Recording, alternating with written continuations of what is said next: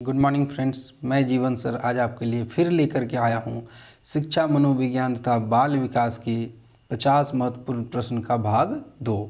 भाग 1 में मैंने 1 से लेकर के 50 तक के प्रश्नों को डिस्कस किया, आपको बताया, और ये सभी प्रश्न आपके जैसा कि पिछले वीडियो में बताया गया C TET, S TET, super TET, DSSB, AMRS या ऑल टीचिंग एग्ज़ाम, जितने तरह के टीचिंग एग्ज़ाम है उसके लिए स्पेशली बनाया गया है।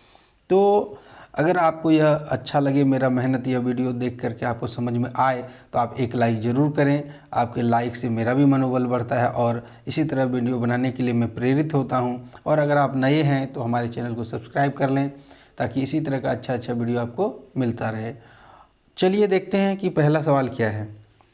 तो पहला सवाल है डी एनीमा की रचना है। अब आज के इस वीडियो में आप देखेंगे कि मैं आंसर यहीं पर बता दूंगा।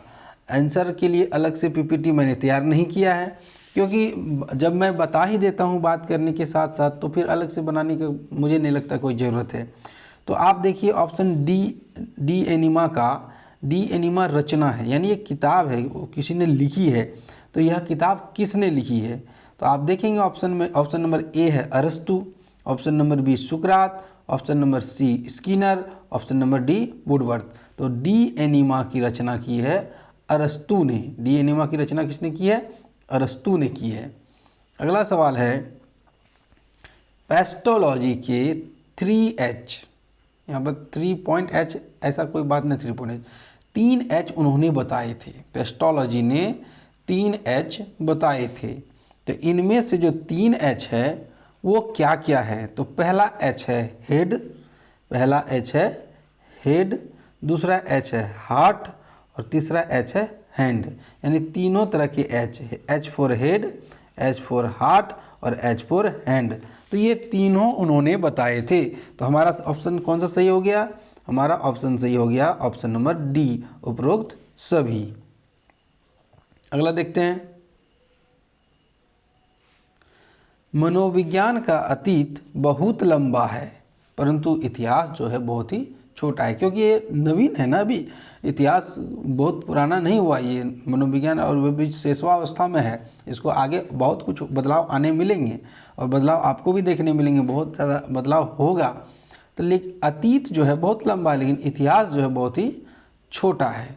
तो यह बात किसने कही थी? तो यह बात कही थी, ऑप्शन देखिए आप, एबिंगास, स्किनर, वुडवर्थ और टिचनर ने। तो इसमें इसका जो सही आंसर है यह कथन है एबिंगास का। ये किसका कथन है? एबिंगास का यह कथन है। तो हमारा ऑप्शन हो गया ए, एबिंगास।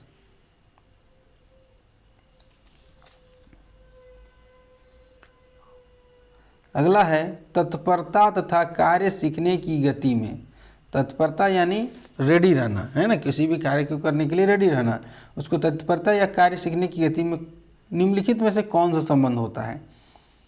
तो निम्नलिखित में आप ऑप्शन देखिए, कार्य के सीखने की गति तत्परता के व्युत्क्रमानुपाती। यानी कार्य आप सीखना चाह रहे हैं और जल्दी सीखना चाह रहे हैं, तो ये उल्टा तो नहीं हुआ ना। जितना जल्दी आप सीखना चाहते हैं, जितना जल्दी प्रैक्टिस करेंगे उतना आपका फायदा होगा। तो यहाँ कर रहा व्युत्क्रमानुपाती को हम दिखाते हैं इस प्रकार के, इरेशनल प्रोपोर्शन बोलते हैं इसको। यानी x व्युत्क्रमानुपाती 1/x या 1/p, कोई संख्या अगर हम लिए, तो यानी x अगर बढ़ रहा है तो p घट रहा है और p बढ़ रहा है तो x घट रहा है। तो ये इरेशनल कहते हैं, ठीक है, यानी व्युत्क्रमानुपाती हुआ ये। अब यहाँ तो ये तो क्लियर नहीं हुआ। अब देखिए, यदि कोई सीखना चाहेगा, वो तत्पर है सीखने के लिए, तो उसका समानुपाती होता है, व्युत्क्रमानुपाती तो होगा नहीं। तो कार्य सीखने की गति तत्परता से अप्रभावित होती, ये गलत है, ये बिल्कुल ही गलत है। क्योंकि कार्य कोई सीखना चाह रहा है और तत्पर है वो सीखने के लिए, तैयार है, तो प्रभावित कैसे न होगा? बिल्कुल होगा। अगला है कार्य सीखने की गति तथा तत्परता दोनों ही अधिगम के अभिन्न संप्रत्यय हैं। तो इससे तो यहाँ संबंध की बात कर रहा है, तो यहाँ संप्रत्यय कहाँ से आ गया? तो ये तो होगा नहीं। अब देखिए, कार्य सीखने की गति तत्परता के समानुपाती हो। मैंने पहले ही कह दिया था, ये व्युत्क्रमानुपाती होता है। यदि आप ज़्यादा तत्पर हैं तो आप जल्दी सीखेंगे, आप इच्छुक हैं तो जल्दी सीखेंगे, अगर आप इच्छुक नहीं हैं तो आप धीरे सीखेंगे। मान लीजिए आपको इच्छा है कि हमको मोटरसाइकिल ठीक करने सीखना है, इंजन को बनाने सीखना है, तो आप अगर इच्छा है आपको तो जल्दी से जल्दी आप सीख जाएंगे। लेकिन यदि आपका इच्छा है डॉक्टर बनने का और हमने कह दिया या गार्जियन ने कह दिया कि आप इंजीनियर बन जाए, तो क्या बन पाइएगा? नहीं बन पाइए ना। तो हमारा ऑप्शन हुआ ये वाला सही। अगला देखते हैं, जर्मनी के लिपजिंग विश्वविद्यालय, जहां प्रथम मनोवैज्ञानिक प्रयोगशाला 1879 में स्थापित की गई, वर्तमान में उसका क्या नाम है? यानी उस प्रयोगशाला का जो जर्मनी के लिपजिंग में स्थापित किया गया था, इसका नाम क्या है? तो कार्ल मार्कस विश्वविद्यालय, दूसरा हार्वर्ड विश्वविद्यालय, तीसरा साइकोलॉजिकल इंस्टीट्यूट और चौथा है कोई नहीं। तो कोई नहीं तो मैं 99% कितनी बार का कोई नहीं तो जल्दी होता ही नहीं है। तो इसका सही आंसर है कार्ल मार्क्स विश्वविद्यालय, इसका सही आंसर यही है। अगला देखते हैं, आत्मनिरीक्षण विधि में होता है क्या है? वो स्वयं के बारे में सोचता है। तो आत्मा यानी अपने बारे में खाली सोचना है, अपने से अपना निरीक्षण करना है। तो आत्मनिरीक्षण विधि में किन क्रियाओं द्वारा अध्ययन किया जाता है? तो देख लीजिए, आत्मनिरीक्षण, और आत्म का मतलब होता है स्वयं, है ना? तो स्वयं होता है, तो स्वयं का हो गया आंसर ना। ऐसे तो ऐसे ही आंसर मिल गया। उपरोक्त सभी, हर बार उपरोक्त सभी हो जाए ऐसा कोई जरूरी नहीं, हर बार उपरोक्त सभी भी आंसर होता है। अगला है, प्रश्न उत्तर विधि का जनक माना जाता है। ये इंपॉर्टेंट क्वेश्चन है, प्रश्न उत्तर विधि का जनक किसे माना गया? भी आई है क्वेश्चन है ये, इसलिए इसको याद कर लें बिल्कुल से। प्रश्न उत्तर विधि का, जो भी ये सब विधियाँ होती हैं ना, इससे सवाल रहते ही एग्जाम में। और यह है ऑप्शन देखिए आप, मॉन्टेसरी, मार्क कॉल्डवेल कुक, फ्रोवेल, और ये ऑप्शन नंबर डी। तो यही हमारा जो ऑप्शन नंबर डी है, यही वाला सही है। अगला देखते हैं, अगला क्वेश्चन क्या है? अगला है, बाल केंद्रित शिक्षा किसकी देन है ना? बाल केंद्रित शिक्षा किसकी देन है? तो बाल केंद्रित शिक्षा दिया है मनोवैज्ञानिकों ने, तो ये शिक्षा मनोविज्ञान की देन है। हमारा आंसर सी नंबर सही हो गया। अब देखते हैं, राष्ट्रीय शिक्षा के राष्ट्रीयकरण, ये नेशनलाइज कर दिया शिक्षा को, तो ये बाल केंद्रित शिक्षा की देन नहीं है। सर्व शिक्षा अभियान, यानी सब कुछ शिक्षा के अंतर्गत आना चाहिए, सभी को शिक्षा ग्रहण करना चाहिए, तो ये भी बाल केंद्रित शिक्षा नहीं है। तो दो जो ए और बी ऑप्शन है ही नहीं, तो सभी तो होगा ही नहीं, तो हमारा बचा शिक्षा मनोविज्ञान। नेक्स्ट क्वेश्चन है, शिक्षा मनुष्य की अंतर्निहित क्षमता का परिपूर्णता से विकास करती है। यानी यदि कोई मनुष्य सीख लेता है, शिक्षा ग्रहण करता है, तो उसके अंदर जो क्षमता है उसका पूरी तरह विकास हो जाता है। और यह कथन किसने कहा है? विवेकानंद जी ने, स्किनर ने, पेस्टोलॉजी ने, टैगोर ने। तो यह कथन है स्वामी विवेकानंद का। अगला है, थॉर्नडाइक ने शिक्षा के मनोविज्ञान का कैसा रूप प्रदान किया है? थॉर्नडाइक ने शिक्षा मनोविज्ञान का कैसा रूप प्रदान किया है? अनियमित नहीं, अनियमित इन्होंने नहीं किया है। निश्चित स्पष्ट, इस पर बाद में चर्चा करेंगे। आंशिक, ये भी नहीं किया है। जब दो ऑप्शन हुआ नहीं तो तीसरा तो होगा ही नहीं, तो इन्होंने प्रदान किया है निश्चित व स्पष्ट रूप। ठीक है, अगला देखते हैं। 20वीं शताब्दी में मनोविज्ञान को माने जाने लगा। 20वीं शताब्दी में मनोविज्ञान को क्या माने जाने लगा, है ना? सवाल है, 20वीं शताब्दी में मनोविज्ञान को क्या माने जाने लगा? अब देखिए, नाम से ही पता चल रहा है मनोविज्ञान, तो ये मत समझ लें आप, ये आत्मा का विज्ञान तो होगा नहीं, आत्मा के बारे में मनोविज्ञान नहीं मानता है, चेतना का विज्ञान भी नहीं होगा। अब दो ऑप्शन हमारे पास बचा, व्यवहार का विज्ञान और मन का विज्ञान। तो 20वीं शताब्दी से पहले इसको मन का विज्ञान माना जाता था, अब माना जा रहा है व्यवहार का विज्ञान। हमारा ऑप्शन बी सही हुआ। नेक्स्ट है, विकास का क्या अर्थ है? विकास का क्या अर्थ है? तो विकास का अर्थ होता है, ऑप्शन पहले देख लेते हैं, कि परिवर्तनों की उत्तरोत्तर श्रृंखला, यानी बार बार परिवर्तन हो रहा है। ये कोई ज़रूरी नहीं बार बार परिवर्तन हुआ तो हर बार विकास ही हो जाएगा। परिपक्वता एवं अनुभव के फलस्वरूप होने वाला परिवर्तनों की श्रृंखला है। आगे देखते हैं, अभिप्रेरणा एवं अनुभव। यही, यदि आप कोई चीज़ से अभिप्रेरित हैं, किसी घटना से या किसी भी चीज़ से अभिप्रेरित है, तो आपको अनुभव होगा। उसका अनुभव अच्छा भी हो सकता है या अनुभव बुरा भी हो सकता है। यही ऑप्शन नंबर जो सी है, यही उसका सही आंसर है। इसका आंसर हो गया option number C. Next question देखते हैं, मनोविज्ञान को दर्शन शास्त्र से अलग विज्ञान का दर्जा किसने दिलाया? पहले दर्शन शास्त्र के अंतर्गत आता था मनोविज्ञान, अब उसको अलग से दर्शन शास्त्र से अलग करके मनोविज्ञान बना दिया गया। तो ये दर्जा किसने दिलाया? देखिए आप, तो शिक्षा मनोविज्ञान का जनक किसे माना गया है? इसे माना गया है विलियम जेम्स को। तो इन्होंने ही ना दिलवाया, तो विलियम वुंट ने नहीं दिलवाया, विलियम जेम्स ने दिलवाया। शिक्षा मनोविज्ञान को अलग करवाया दर्शन शास्त्र किसने? विलियम जेम्स से। और ये भी सवाल पूछा गया है, शिक्षा मनोविज्ञान का जनक, आधुनिक मनोविज्ञान का जनक, आधुनिक मनोविज्ञान का जनक किसे माना गया है? तो विलियम जेम्स को। निम्नलिखित में कौन सा वृद्धि और विकास सिद्धांत से संबंधित नहीं है? निम्नलिखित में कौन सा वृद्धि तथा विकास से संबंधित नहीं है?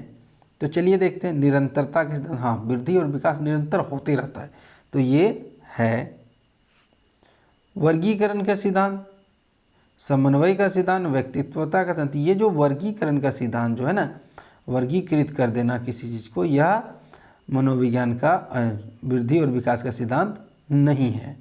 यही वाला नहीं है, बाद बाकी है। तो नेक्स्ट क्वेश्चन देखते हैं, 65 नंबर का क्वेश्चन है, मैकडूगल ने अपनी पुस्तक आउटलाइन साइकोलॉजी में किस शब्द की कड़ी आलोचना की है? कड़ी आलोचना मतलब भर भर के आलोचना किया है। तो यह है, उन्होंने किया है, देखिए ऑप्शन है आत्मा, मन, मस्तिष्क, चेतना। तो ये वाला जो आंसर है ऑप्शन नंबर डी, इसकी उन्होंने कड़ी आलोचना की है। किसने? मैकडूगल ने की है। नेक्स्ट है, सॉरी एक मिनट, फिर से एक बार देख लेते हैं। हाँ सही है, ऑप्शन नंबर डी सही है। नेक्स्ट है, बाल मनोविज्ञान के अनुसार, बाल मनोविज्ञान है ना, चाइल्ड साइकोलॉजी, उसके अनुसार शिक्षा के क्षेत्र में मुख्य स्थान किसका है? तो आप कितनी बार आप देखे होंगे हमारे वीडियो में कि हम कितनी बार कहे हैं कि बाल केंद्रित शिक्षा है। तो आप देख लीजिए, मेन कौन हो गया? तो बाल केंद्रित शिक्षा मेन बालक ही ना हुआ, प्रशासक होगा नहीं, अध्यापक होगा नहीं, अभिभावक होगा नहीं। कि बाल केंद्रित शिक्षा है और बाल मनोविज्ञान है, तो बालक ही ना मेन हुआ। तो आंसर हमारा हुआ ऑप्शन नंबर ए। नेक्स्ट है, मनोविज्ञान का जन्म किसके समय दर्शन शास्त्र के अंग में रूप में हुआ था? यानी मनोविज्ञान जो पहले था वो दर्शन शास्त्र का अंग था, लेकिन किसके समय में था? तो ये था प्लेटो, अरस्तु, बर्कली, वाटसन। किसके समय में? तो ये हमारा था ऑप्शन नंबर बी, यानी अरस्तु के समय में। तो अरस्तु के समय का यह है। नेक्स्ट है, एक बच्चे की वृद्धि और विकास के अध्ययन की सर्वाधिक अच्छी विधि कौन सी है? यानी सबसे बढ़िया विधि कौन सा है बच्चे का वृद्धि और विकास जानने का? तो हमने देखा है, नाम आप देखिए क्वेश्चन में क्या है, विकास। तो अगर मनोविश्लेषण करते हैं तो सिर्फ मन का हो गया ये, तो ये ऑप्शन होगा नहीं। अगर तुलना करते हैं तो दो बच्चों में तुलना करेंगे या किसी चीज़ में तुलना करेंगे, तो तुलना में तो ज़्यादा चीज़ हम कर सकते नहीं। यहाँ पूछा है वृद्धि और विकास का अध्ययन, तो विकासीय विधि ही होगा ना। तो हमारा ऑप्शन हो गया ऑप्शन नंबर सी, 68 का हो गया ऑप्शन नंबर सी। नेक्स्ट है, शिक्षा मनोविज्ञान के मुख्य तत्व हैं। शिक्षा मनोविज्ञान के क्या क्या मुख्य तत्व है? तो देख लीजिए, एक शिक्षार्थी होगा यानी बाल बच्चे होंगे, और वो सीखने की एक प्रक्रिया भी तो होनी चाहिए शिक्षा मनोविज्ञान में, और अध्यापक, यानी तीनों जरूरी है। तो ये हमारा ऑप्शन नंबर डी सबसे ज़्यादा सही हुआ। तो देखिए इसमें क्या क्या एक सीखने वाला होना चाहिए, एक तरीका होना चाहिए किस तरीके से सीखेंगे, और एक सिखाने वाला भी तो होना चाहिए। तो ऑप्शन नंबर डी हमारा सही हो गया। नेक्स्ट है, व्यक्तित्व विभिन्नता के मिलन के संदर्भ में यानी संबंध में एक अध्यापक की भूमिका क्या होनी चाहिए? तो एक अध्यापक जो होता है व्यक्ति के दृष्टिकोण, अभिरुचि और योग्यता को जानने का प्रयास करता है। अगर आप शिक्षक बनेंगे तो आप जानने का प्रयास करेंगे ना कि बच्चे में क्या समस्या है, उसकी रुचि क्यों नहीं है, उसके साथ क्या प्रॉब्लम है, उसकी क्या योग्यता है, उसी हिसाब से आप पढ़ाएंगे। तो आप ये चीज़ बिल्कुल जानने का प्रयास करेंगे 1 नंबर का, तो 1 नंबर तो होगा ही। व्यक्ति आधारित पाठ्यक्रमों की उनकी आवश्यकता के अनुसार जानने की कोशिश करें। पाठ्यक्रम है और बच्चा अगर सीखने को तैयार नहीं, उनकी क्या आवश्यकता है, क्या उसको ज़रूरी है, हर चीज़ आपको जानना होगा। तो दोनों बातें तो सही लग रही है और 1 और 2 दोनों सही हो गया, तो हमारा ऑप्शन नंबर सी हो गया बिल्कुल सही, यही वाला होगा ऑप्शन नंबर सी। नेक्स्ट है, सर्वप्रथम मनोविज्ञान को किस विषय के अध्ययनकर्ता के रूप में स्वीकार किया गया था? यानी शुरू मनोविज्ञान को किस विषय के स्वीकार करता था? तो ये पुराने दार्शनिक लोग थे, वो लोग आत्मा का विज्ञान मानते थे, मनोविज्ञान को आत्मा का विज्ञान मानते थे और परिभाषा भी दिए थे कि मनोविज्ञान जो है वो आत्मा का विज्ञान है। बाद में वो बदल दिया गया। नेक्स्ट है, निम्न में से कौन सा मूल्यांकन के त्रिकोण का भाग नहीं है? निम्न में से कौन सा मूल्यांकन के त्रिकोण का भाग नहीं है?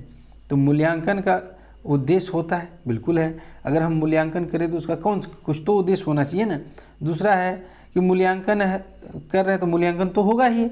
अब 2 ऑप्शन बचे, अनुभव शिक्षण अनुभव, अधिगम अनुभव। तो शिक्षण की बात नहीं होती है, इसको बदल के कर दिया गया अधिगम। अधिगम का मतलब होता है सीखना, तो ये होता है, अधिगम होता है, यानी शिक्षण अनुभव नहीं होता है। तो यही वाला नहीं है उसका भाग। नेक्स्ट है, निम्न में से कौन सी समस्या शिक्षा मनोविज्ञान के क्षेत्र में आती है? शिक्षकों की अनुपस्थिति, ये कोई समस्या नहीं है ना। मान लीजिए शिक्षक आ गया तो ये वो अगर शिक्षक नहीं दूसरे शिक्षक पढ़ा देंगे, लेकिन मान लीजिए बच्चा ही नहीं है तो किसको पढ़ेंगे? तो ये मनोविज्ञान के संदर्भ में सोचना होगा। तो मनोविज्ञान हम किसका बारे में सोचेंगे? हम जो सोचेंगे बच्चे के बारे में सोचेंगे। हम किसके बारे में सोचेंगे? बच्चे के बारे में। तो शिक्षक हुआ नहीं। अब देखते हैं बच्चों के विद्यालय में कम नामांकन, तो कम नामांकन का मनोविज्ञान से कोई संबंध नहीं है। नेक्स्ट है शिक्षा का गिरता स्तर, तो गिरता स्तर है तो शिक्षा नीति का प्रॉब्लम है, ये शिक्षक का प्रॉब्लम है और हमारे जो शिक्षा विभाग का प्रॉब्लम है। लेकिन शैक्षणिक पिछड़ापन, बच्चे यदि शैक्षणिक मामले में पिछड़ रहे हैं तो वो कई कारणों से पिछड़ सकते हैं, उसका मनोविज्ञान है ये। जैसे कि मान लीजिए उसको समझ में नहीं आ रहा हो या कुछ ऐसे पृष्ठभूमि से आ रहे हों जिसके कारण से वो पिछड़ रहे हैं शिक्षा के क्षेत्र में। तो यही हमारा सही आंसर हुआ। नेक्स्ट है थॉर्नडाइक के व्यक्तित्व के वर्गीकरण का क्या आधार है? तो थॉर्नडाइक ने शारीरिक घटना पर नहीं, शकल सूरत पे कभी नहीं दिया था। और शकल सूरत ऐसी बातें तो बिल्कुल होती ही नहीं है। ये तो जब भी देखिए शकल सूरत, ये शारीरिक गठन इसको काट दीजिए, नंगड़ा लूला विकलांग, अच्छा गोरा, हीरो हीरोइन, ये सब बातें नहीं चलती शिक्षा में। और रचनात्मक और मौलिकता ये हो सकता है, समायोजन और बुद्धि ये भी हो सकता है, चिंतन और कल्पना, ये इसका सही आंसर है, चिंतन और कल्पना। तो चिंतन और कल्पना, जैसे मान लीजिए कि थॉर्नडाइक ने क्या किया था, एक बिल्ली को बंद कर दिया था, वो सोचने लगी तो सोचते सोचते एक जगह पैर रखा तो थोड़ा सा लाइट जला, दरवाज़ा खुला, तो वो कल्पना किया, अरे इतना देर के बाद फिर यहाँ पर पैर रखते हैं तो दरवाज़ा खुल जाता है ना। तो इसका सही आंसर यही हुआ, चिंतन और कल्पना। नेक्स्ट है शिक्षा के प्रति मनोविज्ञान का सबसे महत्वपूर्ण योगदान निम्न में से कौन सा है? यानी शिक्षा मनोविज्ञान में जो शिक्षा के प्रति मनोविज्ञान का सबसे महत्वपूर्ण योगदान, तो शिक्षा के महत्वपूर्ण लक्ष्यों का पता लगाना, ये तो है ही। अब देखते हैं और ऑप्शनों को। व्यक्तिगत गुणों के आधार पर शिक्षार्थियों का विभाजन, ये नहीं कर सकते हैं आप। अब अगर शिक्षक हैं तो शिक्षार्थियों को विभाजन नहीं है, समेकित शिक्षा चल रहा है, साथ में पढ़ाना पड़ेगा। मानव व्यवहार का ज्ञान प्रदान करता है, व्यवहार का यहाँ नहीं पढ़ रहे हैं हम, ये देन पूछ रहे हैं क्या है। अध्यापक द्वारा उचित शिक्षक विधियों को अपनाने में सहायक होता है, यही तो सबसे अच्छा है।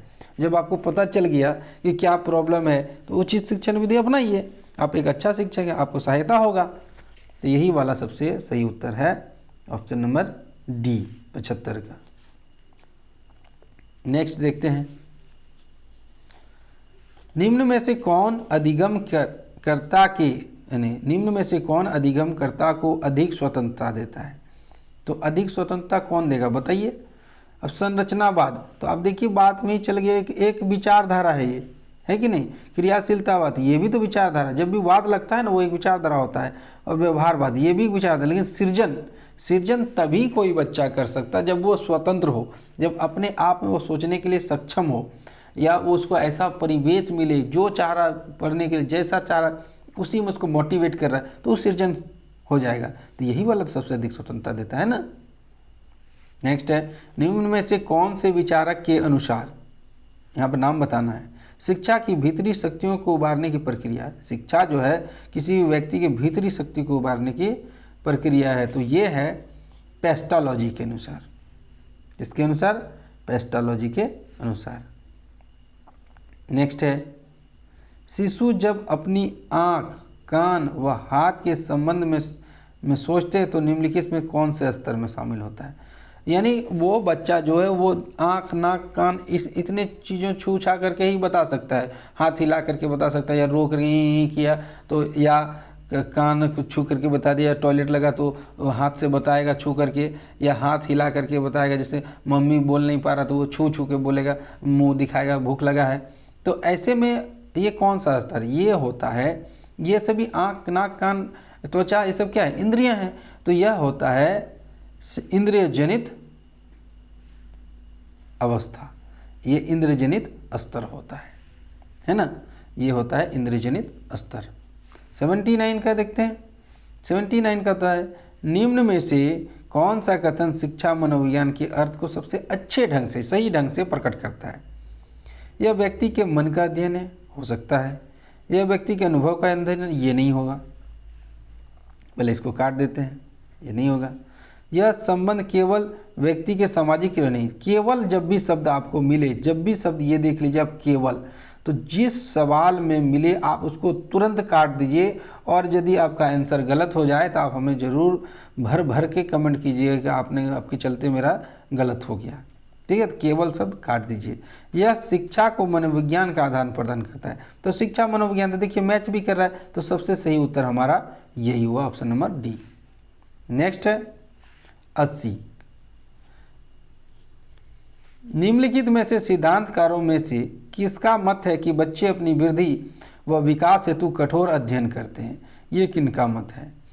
यानी कठोर मेहनत करके बच्चा सीखता है, वृद्धि करता है।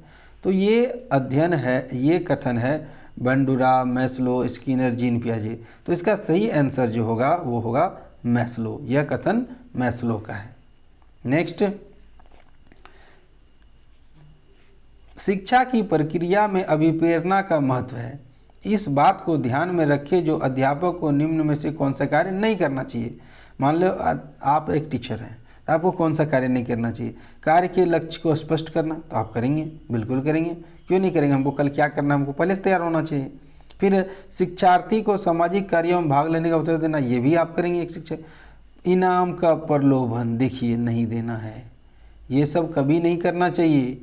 ये सब अगर आप करेंगे तो बच्चा लालची हो जाएगा, वो पढ़ाई पे ध्यान नहीं देगा। ये कार्य में सफल होने का अवसर बिल्कुल देंगे, उसको मौका देंगे ही हम सफल होने के लिए। तो इसका सही आंसर हो गया इनाम, तिनाम या प्रलोभन, ये सब कभी नहीं देना चाहिए।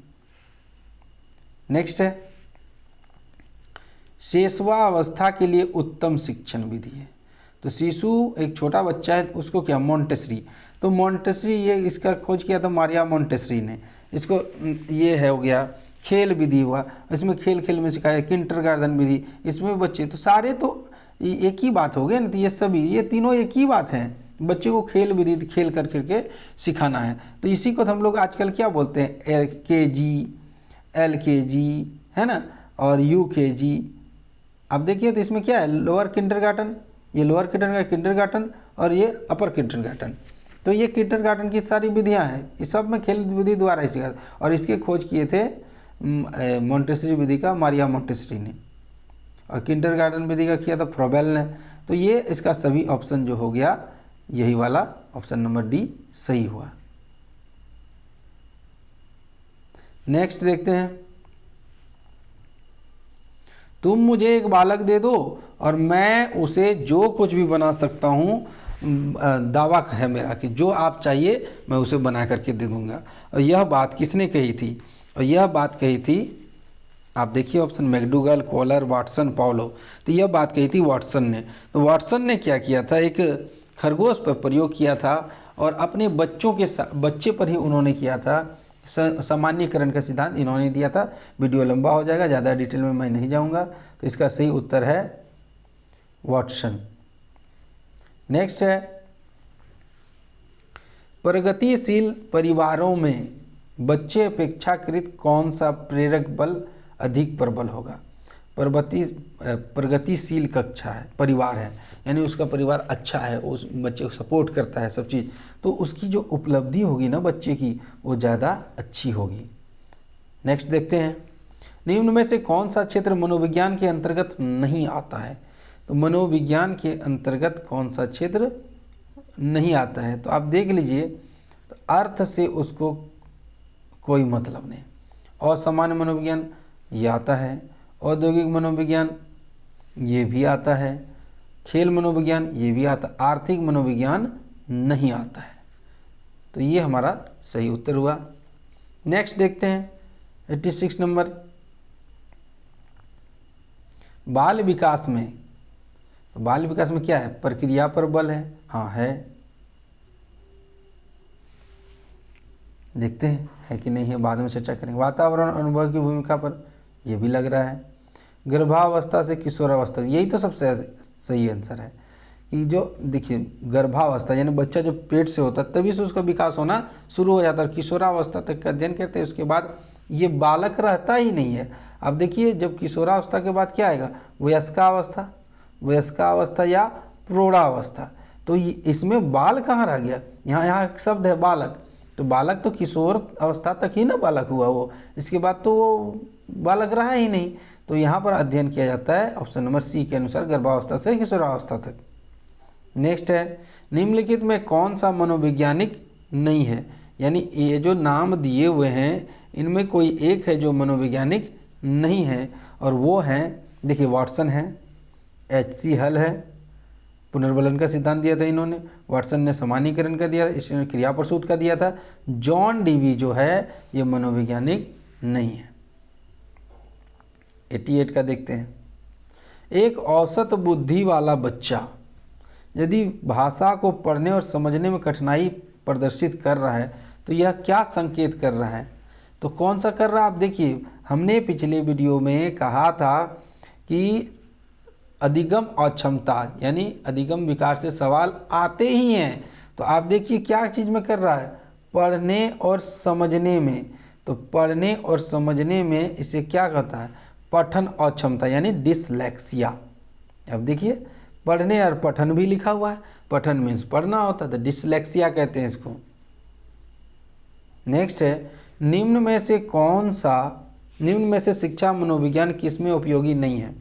यानी शिक्षा विज्ञान जो है वो, अच्छा आप ही देखिए ऑप्शन को तो आपको पता चल जाए, बालक का है, ठीक है, शिक्षा का विधि ये भी छात्रों को, क्या पशुओं में शिक्षा मनोविज्ञान का क्या मतलब है? आप ऑप्शन ही कोई देख लीजिए, ये जो शिक्षा मनोविज्ञान बच्चों के लिए ना, पशुओं के लिए थोड़ी ना है। यही वाला हमारा ऑप्शन नहीं होगा, ये यही वाला उपयोगी नहीं है। तो अगर देखा जाए तो ये ऑप्शन हमारे लिए आंसर सही हुआ। सामूहिक अचेतन का समप्रत्यय, सामूहिक अचेतन का समप्रत्यय किसने दिया था? और ये दिया था, बताइए, पाउलो, स्किनर, फ्रायड, युंग। तो ये दिया था युंग ने। नेक्स्ट है, सुमेलित कीजिए। नेक्स्ट क्या है? सुमेलित कीजिए, यानी एक तरफ ए है एक तरफ बी है, इसको आप मिलाइए। तो पहला है जॉन डीवी, गेस्टाल्टवादी, टिकनर या टिचनर भी बोलते हैं कभी कभी, संरचनावादी, कॉफका कृत्यवाद, वाटसन व्यवहारवाद। तो इसका सही है, देख लीजिए आप, एक जो है यहाँ पर, पहले मैं पेन ले लूँ, ये जो जॉन डीवी थे कृत्यवाद से। जॉन डीवी किससे थे? कृत्यवाद से। और टिचनर जो थे, ख नंबर का टिचनर, वो संरचनावाद थे। और कोहलर और कोपका, ये कोपका है ना, ये थे गेस्टाल्टवादी और वाटसन थे व्यवहारवादी, है ना। तो ये ऑप्शन नंबर डी, ये वाला ऑप्शन देखिए अब लास्ट, स ब अ द, तो यही हमारा सही आंसर हुआ। नेक्स्ट है, इनमें से कौन सा विकास का सिद्धांत नहीं है। ये जो ऑप्शन दिया हुआ है इनमें विकास का सिद्धांत नहीं है। तो चलिए देखते हैं ऑप्शन को। विकास संशोधन योग्य है, हाँ हो सकता है। यदि किसी का विकास अच्छे से नहीं हो रहा है तो उसको हम डॉक्टर के पास ले जाते हैं, मनोवैज्ञानिक से दिखाते हैं, तो वो संशोधन हो जाता है। तो ये है। विकास केवल संस्कृति से शासित और निर्धारित होता है। केवल, देखिए अब आगे पढ़ लेते हैं, इसके बाद देखते हैं। विकास जीवन पर्यंत होता है, ये भी सही है। विकास वंशानुक्रम और पर्यावरण दोनों से प्रभावित होता है, ये भी सही है। और हमने क्या कहा था, जब भी आपको केवल शब्द मिले आप उसको सीधे ही काट दीजिए। केवल शब्द जब भी मिले आप उसे सीधे ही काट दीजिए, वो नहीं होगा कभी भी। तो देखिए इसका ये वाला जो ऑप्शन है ना, ये वाला, ये कभी नहीं होगा। नेक्स्ट, शिक्षा मनोविज्ञान का संबंध है किससे। तो देखिए यहाँ पर एक ऑप्शन बढ़ा दिया गया है, क्योंकि मैं चाह रहा था कि आप सभी ऑप्शनों को समझें। तो शिक्षा मनोविज्ञान शिक्षक से संबंधित है, बाल मनोविज्ञान नहीं है। अब यहाँ देखिए क्या लिखा हुआ है, बाल मनोविज्ञान नहीं है, ये चाइल्ड साइकोलॉजी नहीं, ये पेडागोगी से है। तो शिक्षक से है, सिखाने के तरीके से है, कक्षा के वातावरण से है, विद्यार्थी से भी है, यानी सभी से है ये। इसलिए मैंने इसमें 5वां ऑप्शन डाला सभी, ताकि आप सब ऑप्शन को जान लें। नेक्स्ट, एक प्रभावशाली अध्यापिका होने के लिए, यानी एक प्रभावशाली टीचर होने के लिए क्या महत्वपूर्ण है। उत्तरों को, पुस्तक से उत्तरों को लिखाने पर बल देना चाहिए, नहीं ये नहीं कर सकते आप। लिखने से क्या होगा, वो सीख जाएगा क्या, नहीं। सामूहिक गतिविधि बजाय व्यक्तिगत, नहीं। सामूहिक अगर रहता तो ये हो सकता था, व्यक्तिगत ये आपको छांट रहा है, बच्चा को और संकुचित कर रहा है। अध्यापिका द्वारा प्रश्न पूछने के कारण उत्पन्न व्यवधान की अनदेखी करने, मान लीजिए कोई बच्चा प्रश्न पूछना है, बेटो चुपचाप से, डिस्टर्ब मत करो, ऐसा आप नहीं कर सकते हैं। तो क्या ऑप्शन बचा, प्रत्येक बच्चे के संपर्क में रहना चाहिए, यानी आपको देखना होगा कि सब बच्चा कहीं ठीक ठाक पढ़ रहा है, कुछ बच्चे बैठ के खेल तो नहीं रहे, कोई सो तो नहीं गया, आपको हर बच्चे के संपर्क में रहना होगा। नेक्स्ट है, शिक्षा के क्षेत्र में व्यवहारवादियों की सबसे बड़ा योगदान, व्यवहारवादी, तो व्यवहारवादी का सबसे बड़ा योगदान क्या था। तो अब देखिए ऑप्शन, आत्मनिरीक्षण, ये नहीं था, सबसे बड़ा तो नहीं था। वस्तुनिष्ठता, यही सबसे बड़ा था। पाठ्यक्रम भी नहीं था, सभी भी नहीं था। नेक्स्ट देखते हैं, अधिगम में किसने प्रभाव का नियम दिया। तो प्रभाव का नियम दिया था, तो चीज़ों का प्रभाव बच्चे पर पड़ता है, और यह नियम दिया था थॉर्नडाइक ने। किसने दिया था, थॉर्नडाइक ने दिया था। प्रभाव का नियम दिया था थॉर्नडाइक ने, पावलोव ने नहीं दिया था। पानोव ने दिया था शास्त्रीय अनुबंधन का, और स्किनर ने दिया था क्रिया प्रसूत का, वाटसन ने दिया था सामान्यीकरण का। तो ये जो प्रभाव का नियम दिया था ये थॉर्नडाइक ने दिया था। नेक्स्ट है, कौन सा युग पुनर्बलन को महत्वपूर्ण नहीं मानता है। देखते कौन जो है पुनर्बलन को नहीं मानता है। तो हल तो मानते थे, उन्हीं ने तो दिया था पुनर्बलन का सिद्धांत, तो हल मानते थे। क्या टॉलमैन मानते थे, वगुथरी, या हल वगुथरी मानते थे, या सभी। तो यहाँ सभी तो होगा नहीं, क्योंकि एक तो मान गया। यहाँ नहीं मानने वाला था, वो थे टॉलमैन और गुथरी, ये लोग नहीं मानते थे। नेक्स्ट देखते हैं, यहाँ पर देखिए TAT का फुल फॉर्म मैंने लिख दिया, थीमेटिक एपर्सिपेशन टेस्ट, थीमेटिक एपर्सिपेशन टेस्ट। प्रासंगिक अंतर्बोध परीक्षण, यहाँ देखिए यहाँ पर क्या होता है इसमें टेस्ट में, उसके बारे में मनोवैज्ञानिक रहते हैं या डॉक्टर सामने रहते हैं, उससे बार बार तरह तरह के सवाल पूछे जाते हैं, ताकि वो अंदर से निकाले उसके अंदर क्या है। मान लीजिए किसी बच्चे चुपचाप रहते हैं, तो उसके सामने मनोविज्ञानी के पास ले जाएंगे, वो कई तरीके अपनाएगा ताकि बच्चा कुछ बोले, और अंत में वो पता लगा लेते हैं आखिर इसके साथ हुआ क्या था, क्या कुछ सदमा लगा या कुछ हुआ है, ऐसा वो लगा लेते हैं। तो ये किसने दिया था, है ना, ये जो परीक्षण वाला ये किसने दिया था, किसके द्वारा किया गया था ये? तो ये किया गया था, ऑप्शन आप देख लीजिए पहले, साइमंड ने, हॉजमैन ने, मुरे ने, बेलक ने। ये किया गया था, आप याद रखिएगा, टैट परीक्षण किया गया था मुरे द्वारा। और ये भी इम्पॉर्टेंट क्वेश्चन है, इसे आप याद रखें, VBI है ये, और ये दिया गया था मुरे द्वारा। नेक्स्ट है, स्किनर के अनुसार बच्चों में भाषा विकास का परिणाम होता है। अब ये स्किनर के अनुसार, आपके और मेरे अनुसार नहीं। तो देखते हैं उन्होंने क्या कहा था स्किनर ने। व्यवहार में प्रशिक्षण का, अनुकरण और पुनर्बलन का, अंतर्निहित योग्यताओं का, परिपक्वताओं का। तो इन्होंने जो दिया था, स्किनर ने दिया था पुनर्बलन का, ये अनुकरण, क्रिया प्रसूत, मतलब देख देख करके यदि कोई घटना घटती है ना उसका असर उस पर पड़ता है। तो ये पुनर्बलन का सिद्धांत था और अनुकरण का सिद्धांत ये दिया था स्किनर। स्किनर ने दिया नहीं था, उनका मानना था कि बच्चों के भाषा विकास में इसका असर पड़ता है। नेक्स्ट है, और ये आखिरी सवाल है इस वीडियो का, शब्द समान तत्व निम्न में से गहन संबंध रखता है। शब्द समान तत्व निम्न में से किससे गहन संबंध रखता है, ये है इसका क्वेश्चन। तो आप देखिए कि समान परीक्षा प्रश्न से नहीं, सहयोगियों की हिस्सा तो करना ही नहीं चाहिए, ये कट गया। अधिगम स्थानांतरण, इससे भी नहीं। तो ये है समूह निर्देशन से, ये शब्द समान तत्व जो है समूह निर्देशन का है। तो आपने पूरे वीडियो को देखा, उसके लिए बहुत बहुत धन्यवाद। उम्मीद करता हूँ आपको यह वीडियो पसंद आया होगा, और अगर पसंद आया तो अपने दोस्तों में शेयर करें, लाइक करें और हमें कमेंट करें। और अगर आप नए हैं तो चैनल को सब्सक्राइब करें, बेल आइकन को दबाएं, ताकि इसी तरह का अच्छा वीडियो मिलता रहे। आपका दिन मंगलमय हो। धन्यवाद।